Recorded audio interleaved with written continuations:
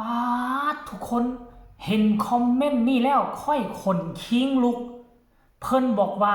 ธิดาลาวเป็นลูกสาวของเทวดาว่าซั่นเด้ทักทายสบายดี FC แฟนคลับของน้องธิดาลาวมัดสุผู้สุคนมาพบมาพ่อกันคลิปนี้ช่วงสายบายอากาศร้อนทานผู้ชมเดี๋ยวนี้หาก็ต้นเดือน2เฮ็ดแนวใดก็มาฮ้อนในเหือแตกเหือซะป่านนี้สิได้เปิดแอร์อยู่แล้วภาษาอีหยังเดือน3เดือน4เดือน5 3เดือนที่จะเข้ามาถึงนี่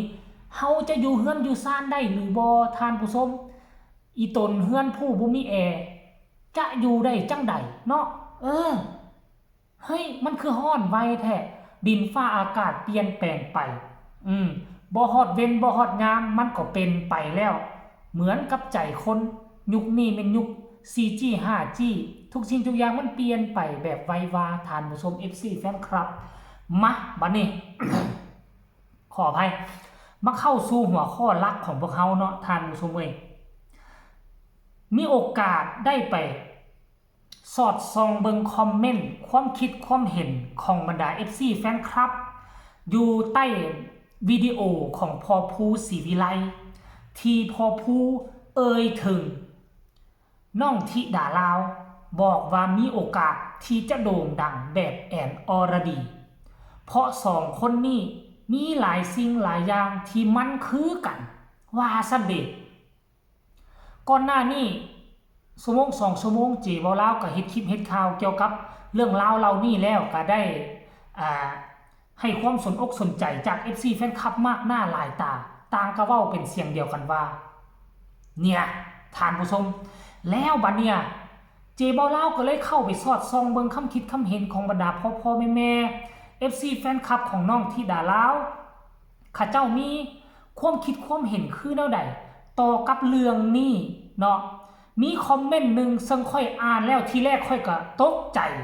เนาะคันอ่านบ่จบนี่ก็จะเข้าใจผิดว่าเขาเว้าให้ทั้งพอภูศรีวิไลเนาะก็สิเป็นทำนองนั้นได้แต่ว่ายังดีว่าเจบ่ลาวอ่านจนจบเข้าใจว่าโอ้ย FC แฟนคลับคนนี้ท่านนี่เป็น FC แฟนคลับตัวจริงของน้องธิดาลาวแล้วเพิ่นว่าจังใดเจบ่ลาวจึงคนหนาวแตกคนหนาวลุกไปฟังพร้อมกันเลยเด้อ นี่ท่านนี่บอกว่าอย่าเว้าหลายอาจารย์ภูผมได้ฟังแล้วเนี่ยข้าเฮาอ่านซ้ำนี่นะผมกินข้าวบ่ลงเห็นบ่ถ้าได้อ่าน3วรรคนี่แหละก็หมายความว่าโอ้คนนี้คือสิเป็นคนบ่ดีเนาะบ่มีมารยาทเนาะมาเว้าให้อาจารย์ภูแนวนี้บ่ให้อาจารย์ภูเว้าถึงน้องธิดาลาวเลยบ่เนี่ยคันคนเฮาอ่านไปซ้ำนี่ได้เนาะแต่บ่แม่นเด้อทุกคนฟังให้จบซะก่อนอ่านคืนใหม่เด้ออย่าเว้าหลายอาจารย์ภูผมได้ฟังแล้วผมกินข้าวบ่ลงมันตื่นใจน้ำตาผมสิไหล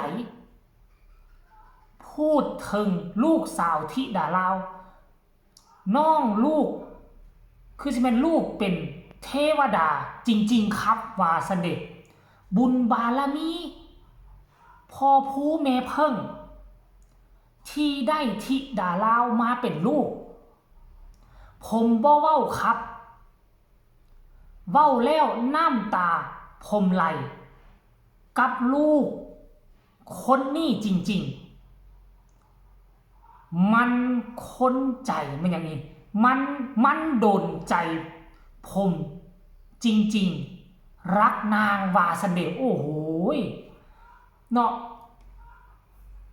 บอกว่ารักนางว่าซั่นเหมือนลูกในไส้จริงๆเขามีเมตตามหานิยมจริงๆสาธุสาธุสาธุโอ้โหหัวใจสั่นคนหัวตั้งคนหนาวแตกเฮ้ยคนนี้เพิ่นบ่ได้แสดงรูปโปรไฟล์เนาะซื้อก็ขอสงวนไว้ให้ทุกคนไปเบิ่งอยู่ในช่อง YouTube ของพ่อภูศรีวิไลมีคลิปหนึ่งมื้อเช้านี้พอภูเอ่ยถึงน้องธิดาลาวบอกว่าเกือบว่ามันโตก๊อปปี้ของแอนอรดีเลย แอนอรดีเป็นแนวใดธิดาลาวก็เป็นแนวนั้นตอนยังน้อยนะตอนที่แอนอรดีมาอยู่กับพ่อผู้ศรีวิไลเฮ้ยคันถ้าเป็นแบบนี้นี่นะแล้วซ้ำบ่นำมีคอมเมนต์ตัวนี้มาเพิ่นอาจจะเป็นคนที่มีสัมผัสที่6บ่เพิ่นอาจจะเป็นคนดูดวงดูนั่นเป็นบ่เพิ่นจึงมองเห็นว่าน้องธิดาลาวเป็นไผมาจากไสชาติกำเนิดของเพิ่นแต่ก่อนเป็นแนวใดเนี่ยเพิ่นบอกว่าน้องธิดาลาวเป็นลูกเทวดาและเพิ่นบอกว่าเพิ่นฮักธิดาลาวซ้ำลูกในไส้โอ้โหนั่นหมายความว่านอกจากพ่อผู้ศรีวิไลแล้วยังมีพ่อแม่ FC แฟนคลับพ่อฮักแม่ฮักทางออนไลน์ก็คิดคือกันกับพ่อผู้ว่าน้องธิดาลาวนี่คือลูกในไส้ของเขาเป็นลูกเป็นเต้าของเขาในความเป็นจริงบ่แม่นลูกในไส้แต่ในความรู้สึกคือเขาได้ฮักน้องธิดาลาวจนก้าวข้ามคำว่าลูกบุญธรรมไปแล้วเฮ้ยสรุปแล้วปัจจุบันนี้ธิดาลาวบ่ได้มีแต่พ่อแม่ 2-3 คนใดบ่ได้มีแต่พ่อแม่อยู่ในเมืองลาวบ่ได้มีแต่พ่อผู้แม่เพิ่งยังมีอีกพ่อแม่ FC แฟนคลับผู้ที่เขาฮักเขาหอมจนตั้งตนเป็นพ่อเป็นแม่ธิดาลาวโดยที่บ่ฮู้ตัวพร้อมที่จะปกป้องให้น้องปลอดภัยพร้อมที่จะพักดันซุกยู่ซัพพอร์ตให้น้องไปถึงเป้าหมายท่านผู้ชม FC แฟนคลับคันถ้าหากว่าFC ท่านนี้ได้มาเห็นคลิปของเจเบาลาวก็ขอความกรุณาเด้อเนาะส่งข่าวมาโอ้ลมพูดคุยคือค่อยนับถือน้ำใจเจ้าหลายแล้วคอมเมนต์นี้แล้วยังมีคอมเมนต์ตัวที่2อีกตื่มได้บ่ให้ FC ฮักอีล่าได้จังใดล่ะครับนางเป็นคนหู้ผู้ดีเบิ่งตีล่ะทุกคนโอ้โหสรุปรวมแล้วน้องธิดาลาวได้ไปนั่งอยู่ในใจของ FC แฟนคลับท่านนี้ 100% ไปแล้วหักซ้ำลูกในไส้ถ้ามีโอกาสถ้ามีเวลาอยากให้คุณพ่อท่านนี้ได้มาเจอธิดาลาวจักครั้งหนึ่งเนาะอยากเห็นภาพบรรยากาศนั้นคงจะอบอุ่นคงน้ำตาจะแตกใส่กันพ่านเลยแหละท่านผู้ชม FC แฟนคลับคลิปนี้ก็เป็นเรื่องเล่าคนหัวลุกเกี่ยวข้องกับธิดาลาวเอามาฝากเอามาต้อนกันเพียงซ้ำนี้ขอให้ FC แฟนคลับมีคำคิดคำเห็นอยากส่งข่าว